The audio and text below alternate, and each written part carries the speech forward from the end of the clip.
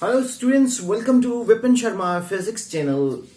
Welcome to SVN School, Bador Ghati, district Shimla Hills, students, the chapter System of Particles and Rotational Motion, ये बहुत ही important chapter है. Write down. Systems of particles and rotational motion, right? I will in short call ROT-MOT. ROT, ROT-MOT. ये बहुत ही important chapter है for competition point of view and for the board point of view. So I'm going to start this chapter and ये lecture unplugged, unedited होगा as it is being delivered in the classroom. So as such it will be released on the YouTube online, right? तो सबसे पहले तो एक बहुत important चीज है कि system of particles and rotational motion, इसको हम इस चैप्टर में पढ़ेंगे क्या. मैं पहले आपको सिस्टम ऑफ पार्टिकल्स के ऊपर लेके चलता हूं. आप लोगों ने स्टडी किया concepts like laws of motion. Laws of motion के अंदर आप लोगों ने पढ़ाई की कि force is equal to mass into acceleration. ठीक है, आपने ये पढ़ा. Force is equal to mass into acceleration. Momentum is equal to mass into velocity. Correct. और वर्क पर एनर्जी में आपने पढ़ा work is equal to kinetic energy half mv square, potential energy mgh, right. आपने बहुत सारे इक्वेशंस स्टडी किए. Correct. Dear students, ये जो आपने इतने सारे इक्वेशन जो स्टडी किए वो एक पार्टिकल के ऊपर हम स्टडी करते थे. किसके ऊपर? पार्टिकल के ऊपर.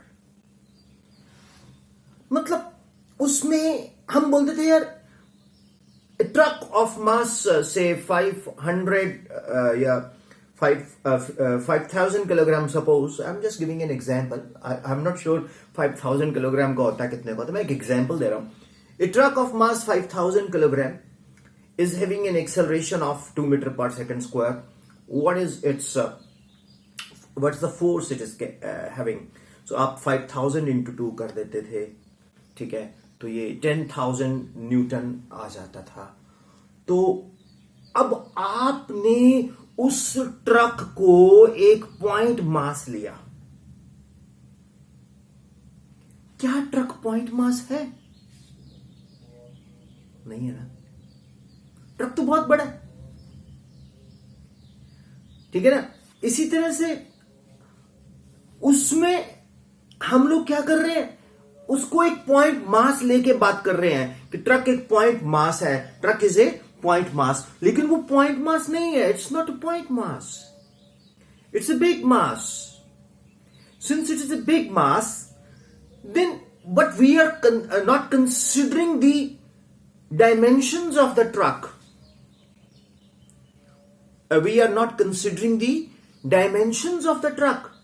We are simply considering truck as a particle. Is the truck particle? No, truck is not particle.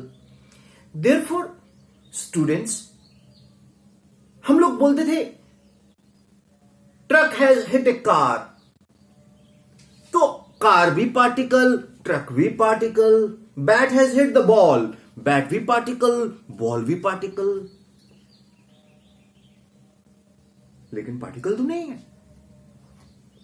वो तो डिस्ट्रीब्यूशन ऑफ पार्टिकल्स मिलके बैट बनता है, डिस्ट्रीब्यूशन ऑफ पार्टिकल्स मिलके बॉल बनती है, डिस्ट्रीब्यूशन ऑफ पार्टिकल्स मिलके ट्रक बनता है,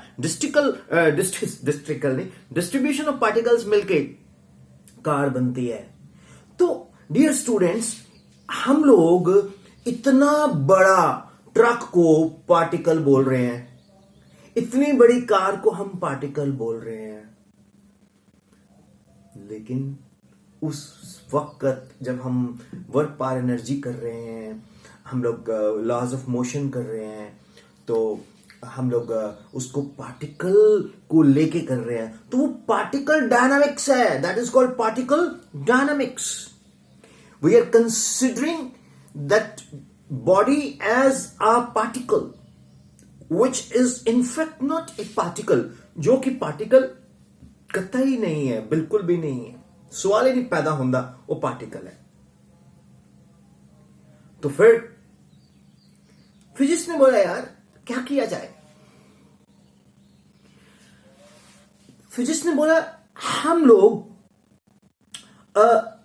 लोग एक कॉन्सेप्ट डेवलप करें जहां पर सिस्टम ऑफ पार्टिकल्स का एक पॉइंट हो जहां पर उसका मास हो कंसंट्रेटेड। जैसे देखिए ये मेरे हाथ में एक चौक है, ठीक है ना, तो इस चौक को मैं यहां पर एक फोर्स लगा रहा हूं लाइक दिस, मैं यहां पर फोर्स लगा रहा हूं लाइक दिस, यहां पर, तो मैंने फोर्स चौक के ऊपर यहां लगाई तो चौक ऐसे गया। अगर मैं इसके यहां चौक पे फोर्स लगाता हूं तो ये चौक ज्यादा दूर जा रहा है। अब देखो ना, एक मिनट के लिए मैंने यहां फोर्स लगाई तो चौक थोड़ा सा मूव किया, यहां फोर्स लगाई तो चौक ज्यादा मूव कर रहा है। रीजन क्या है? जहां फोर्स उसके उस पॉइंट पे लगी जिस पे पूरी की पूरी बॉडी का मास कंसंट्रेटेड है, तो हम बोलेंगे हमने फोर्स उसके सेंटर ऑफ मास पे लगा दी। और अगर हम लेफ्ट राइट पे लगाएंगे तो हम बोलेंगे हमने सेंटर ऑफ मास के ऊपर फोर्स नहीं लगाई। चलो थोड़ा और हट के बात करते हैं। जब हम क्रिकेट खेलते हैं तो हम बैट से बॉल को हिट करते हैं।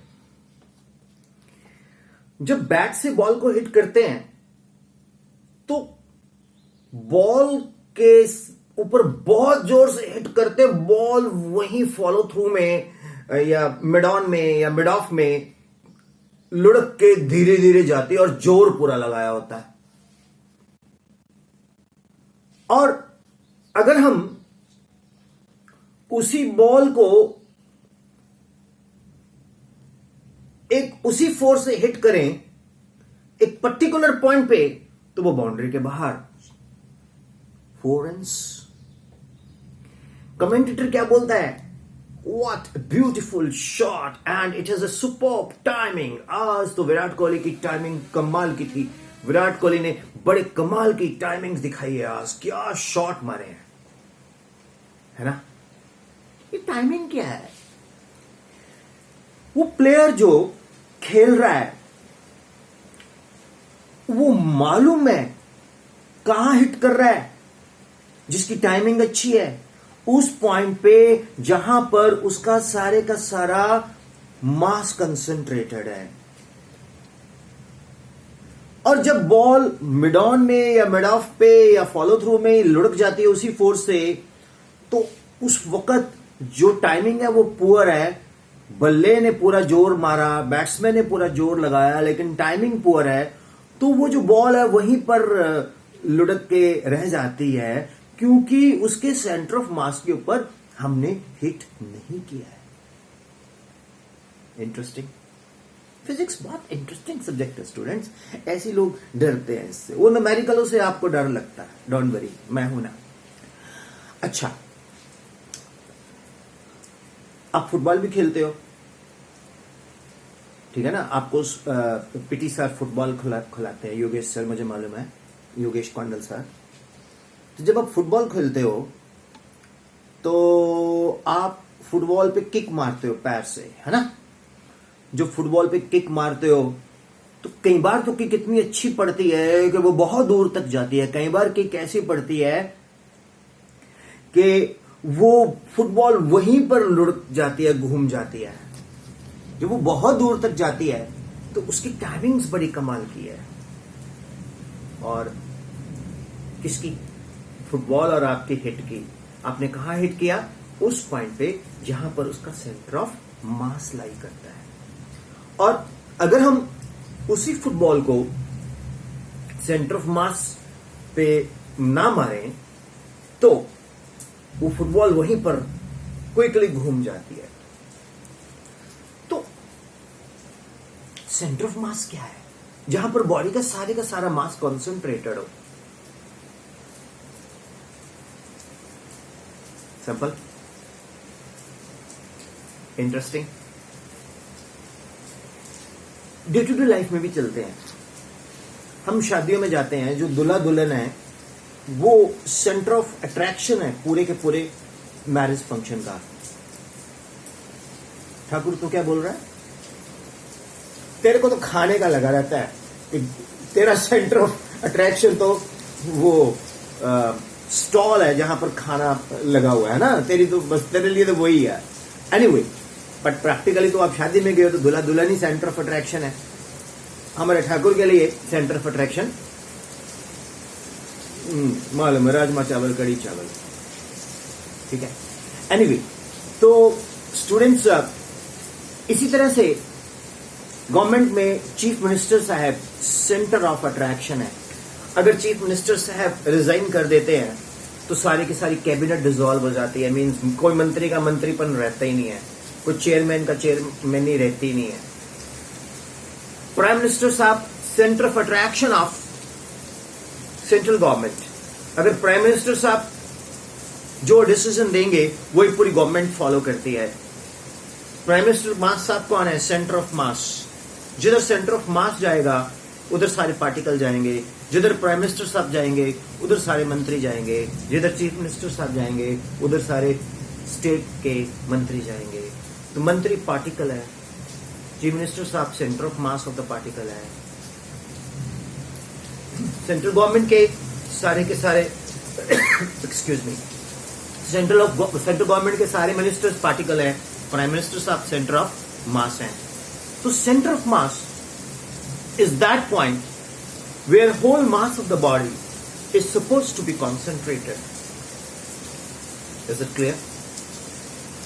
तो जब लार्ज नंबर ऑफ पार्टिकल्स हमारे पास हो तो हमें सेंटर ऑफ मास को कैरी करना ही होगा। हम पार्टिकल डायनामिक्स को नहीं यूज कर सकते, बिल्कुल भी नहीं यूज कर सकते। हमें सेंटर ऑफ मास निकालना पड़ेगा।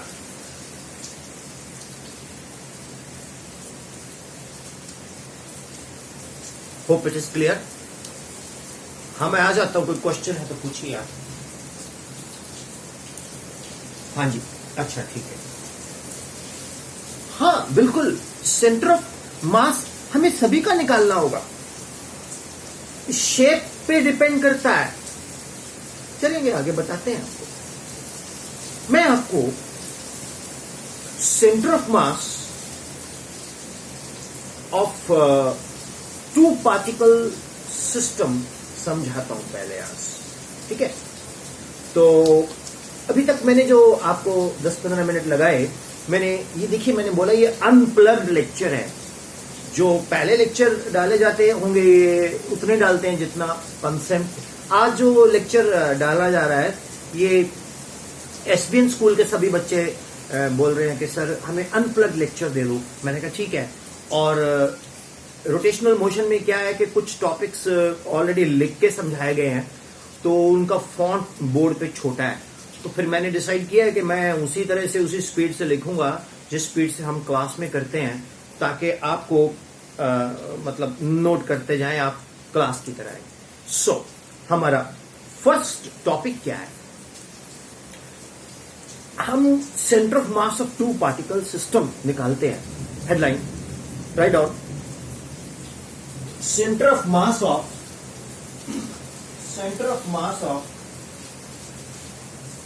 two particle system,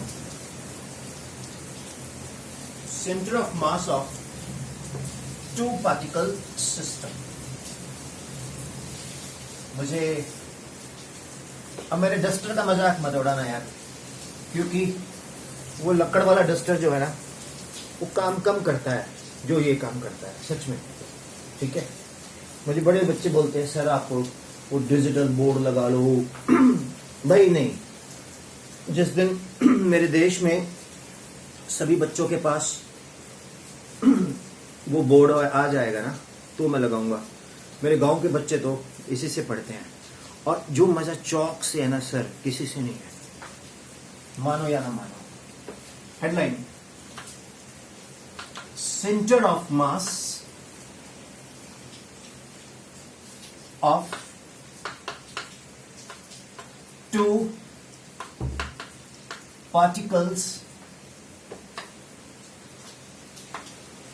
सिस्टम, ठीक है।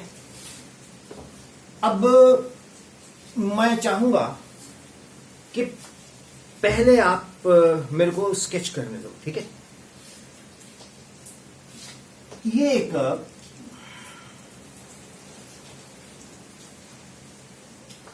थ्री डायमेंशनल एक्सिस है। क्या ये फ्रेम में आ रहा है बॉस? नहीं आ रहा तो चेक कर लो यार, एक मिनट इसको सेट कर लो फिर। सुखिना, तो मेरे पास एक मास m1 है और ये एक मास m2 है, m2 यानी कि m2। ये O है,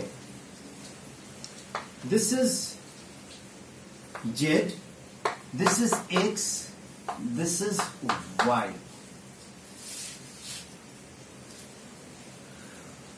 कुछ बच्चों के दिमाग में एक चीज चली रहती है कि सर ये जो OX, OY, OZ है, आपने जहां Y दिखाया है हमें तो वहां Z लिखना चाहिए था, जहां आपने Z लिखा है वहां आपको X लिखना चाहिए था, और जहां आपने X लिखा है वहां आपको Y लिखना चाहिए था। ऐसा कुछ नहीं है। ये जो थ्री डायमेंशनल एक्सिस है ना, ठीक है ना, ये घूम सकती है। हम अपने हिसाब से वो कोई भी प्लेन चूज कर सकते हैं। तो मैंने XY प्लेन लिया है, ठीक है। M1 M2 दो मासेस लिए हैं स्टूडेंट्स। R1 इसका पोजीशन वेक्टर है, R2 इसका पोजीशन वेक्टर है। अब आप पक्का भूल गए होंगे कि पोजीशन वेक्टर क्या होता है। Position vector of A particle defines its position and its direction, जिसमें उसका डिस्प्लेसमेंट वेक्टर होता है। Position vector is kind of A displacement vector, right. Any question?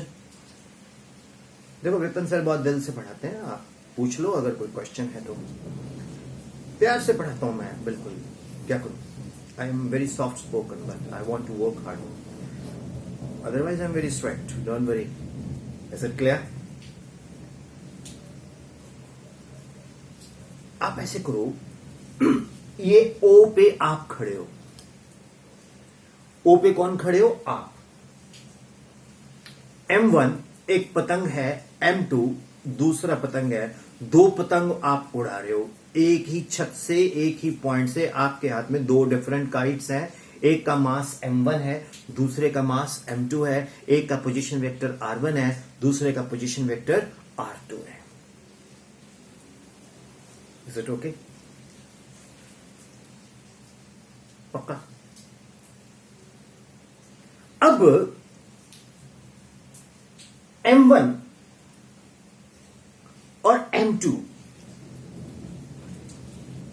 इनकी आपस में इंटरनल फोर्सेस हैं। हमारे दो कान लगे हुए हैं। इंसान के दो होते हैं, आपके तो हमेशा तुम डिफरेंट इंसान हो भैया। इंसानों के दो कान लगे हुए हैं, ये देखो, एक दो। जब से आप पैदा हुए हो तब से ये आपके साथ साथ है ना? कितनी अच्छी बात है नहीं? ये कान इस कान को, ये कान इस कान को फोर्स लगाता है। क्या कभी ये वाला कान इधर, ये वाला कान इधर गया? नहीं। ये इंटरनल फोर्स नेट क्या हो गई? 0।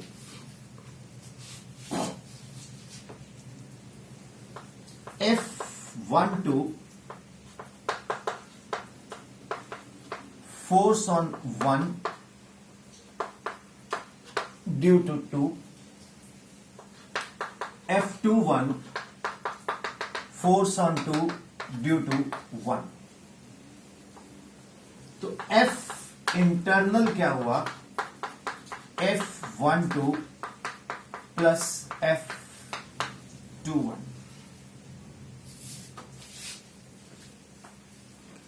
अब नेट इंटरनल फोर्स क्या हो गया? 0। ओके, क्यों? बिकॉज ये जो दो पॉइंट्स हैं इनकी फोर्स इक्वल एंड अपोजिट है, तो F internal force is equal to 0। पहले इतना स्टेप्स आप नोट कर लो। कोई डाउट? नाउ इस पे एक फोर्स लग रही है F1, इस पे लग रही है force F2। Let F1 and F2 let F1 and F2 be the external forces. F1 and F2 be the external forces. Clear? F1 F2 कौन है? External forces. तो what is F total? What is F total? F total is equal to F internal plus F external। ठीक है? What is F internal? F12 plus F21। What is F external?